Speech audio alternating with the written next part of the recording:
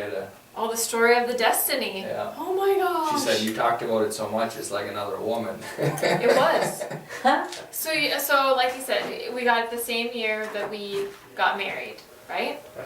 And so there were so many times he'd wake up and be like, I had a dream last night about I destiny. see that. You did. You even asked your I parents. didn't have to. I could, You did. I could- You did. I So could- just, I yes, could- ask them. They would like tease me. They'd be like, oh my gosh, when you're up there saying your vows, he might call you Destiny. And I was like, I'm kind of scared he might too. And stuff. And so, and then when we lived in the building, you know, lived over there, and then was he it would, for 6 months or that? 8 months. 8 months? And then he would get up in the middle of the night, you know, and run the machines and stuff. Well, I can't sleep. And so I always kind of tease him like, she's like the other woman. Or I'm like the other woman. I don't know which, but you know, the way he just like went on and on and on about destiny this and destiny that, all. She was like your second wife. So I mean, it was only appropriate that we took our first family picture with. That's right.